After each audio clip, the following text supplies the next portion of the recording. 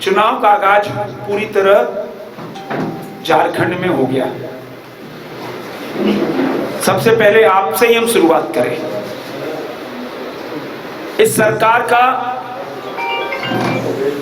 खनिज लूट से पेट नहीं भरा, इस सरकार का कोयला लूट से पेट नहीं भरा, इस सरकार का बालू लूट से पेट नहीं भरा, इस सरकार का आदिवासी जमीन, सेना के जमीन से लूट का पेट नहीं भरा। पत्रकारों के साथ भी छल किया इन्होंने। और पत्रकार कोई बड़ा उनको वेतनमान नहीं मिलता है। देश में पहली बार ऐसा हुआ किसी राज्य सरकार ने पत्रकारों को भी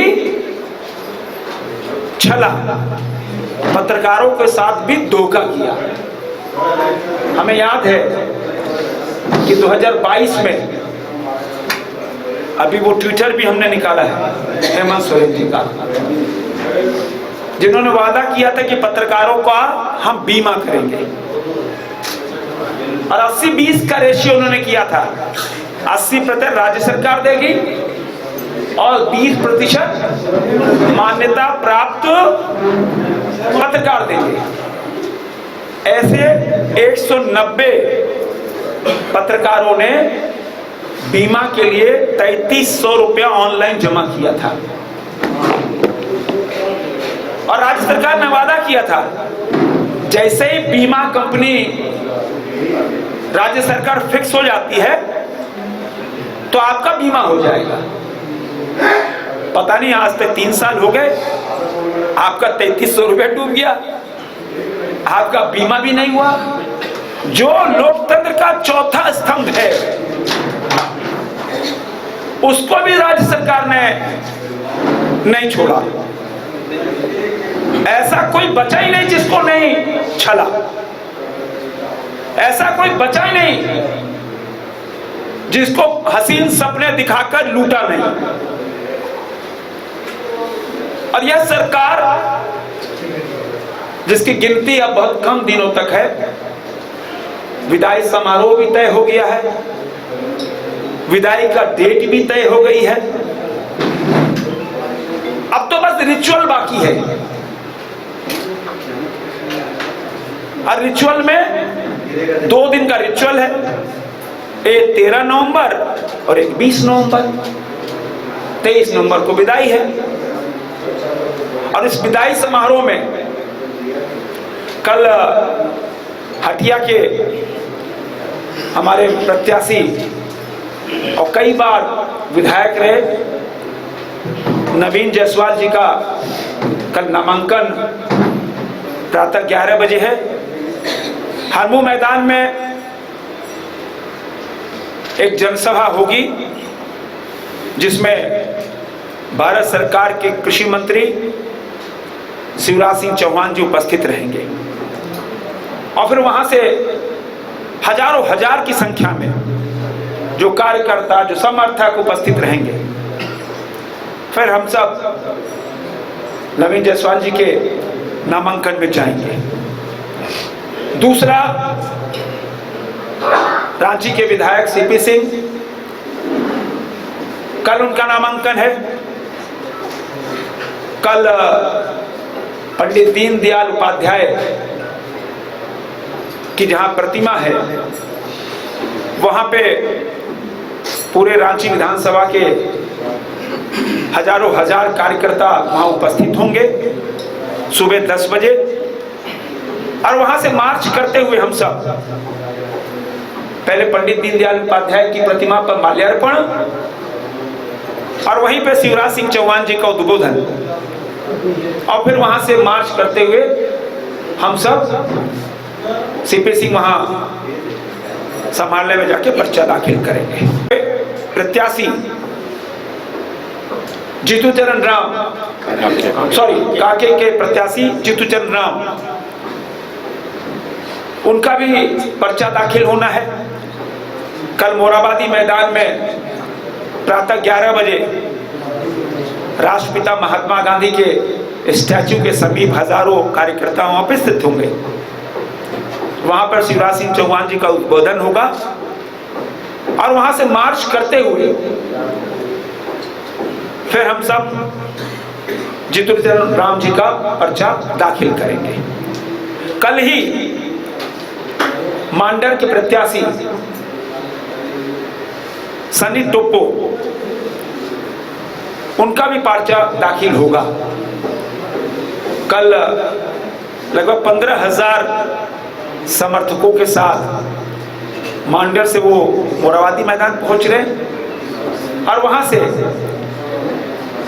हम सब वहां रवाना होकर कल उनका पर्चा दाखिल करेंगे। हमारे खिजरी के प्रत्याशी और पूर्व विधायक रहे, इनका पर्चा 28 तारीख को प्रातः 11 बजे मोराबादी मैदान में हम सब इकट्ठा होंगे और 28 तारीख को जाकर पर्चा दाखिल करेंगे। रांची लोकसभा की 6 सीट भारतीय जनता पार्टी गठबंधन, राजग गठबंधन 6-0 के हिसाब से आम लोग, आम जनता इस परिवर्तन के लिए वोट देगी। परिवर्तन इसलिए कि राज्य सरकार का विदाई, हमेशा इन्होंने झूठ बोला, चाहे युवा हो, चाहे महिला हो, किसान हो, आम लोग हो। और इसीलिए पूरे राज्य में एक वातावरण का निर्माण हुआ है और वातावरण निर्माण कि यहां डबल इंजन की सरकार, प्रधानमंत्री नरेंद्र मोदी जी का विकास जो देश से नहीं दुनिया में सर चढ़कर बोल रहा है। दुनिया आज मोदी की ओर देख रही है। दुनिया में शांति स्थापित करना है तो मोदी को बुलाओ, दुनिया में युद्ध खत्म करना है तो मोदी को बुलाओ, दुनिया में विकास लाना है तो मोदी को लाओ। और जब सिर्फ 1-2 वर्ष बाद ही हम सब जब दुनिया की तीसरी आर्थिक शक्ति बनेंगे, तब इस प्रदेश के अंदर भारतीय जनता पार्टी के नेतृत्व में जो राजग गठबंधन की सरकार बनेगी, हम सबके साथ न्याय करने का काम करेंगे और विशेषकर युवाओं के साथ। कभी युवा पे लाठी नहीं, कभी प्रशासनिक प्रताड़ना नहीं, कभी भी नहीं। युवा परीक्षा देने जा रहा हो और कटीलों तारों से घेर दो रांची को, परीक्षा देने जा रहा हो इंटरनेट बंद कर दो। अरे अपने बच्चे हैं और बच्चों का भविष्य, झारखंड का भविष्य, बच्चों का भविष्य, देश का भविष्य बनाने का हम सब काम करेंगे। किस प्रदेश में अगर जो बांग्लादेशी घुसपैठिए हैं, जो हमारे मजदूर भाइयों का हक छीन रहे, हम तो संथाल की बात करते थे, तब तो रांची भी उसे अछूता नहीं रहा। रांची में आप देखो, हमने पूरा इस पे सर्वे किया है। वो फेरी वाले वो अपने कहते हैं मुर्शिदाबाद से आए, वो मुर्शिदाबाद के नहीं है, वो बांग्लादेश के मुसलमान घुसपैठिए हैं। जो हमारा दिहाड़ी मजदूर 300-350 में काम करता है, वो 200 में काम कर लेता है। रोजगार किसका मारा गया? हमारे मजदूर का, हमारे श्रमिक भाई का। बच्चे किसके भूखे रहे? हमारे श्रमिक का।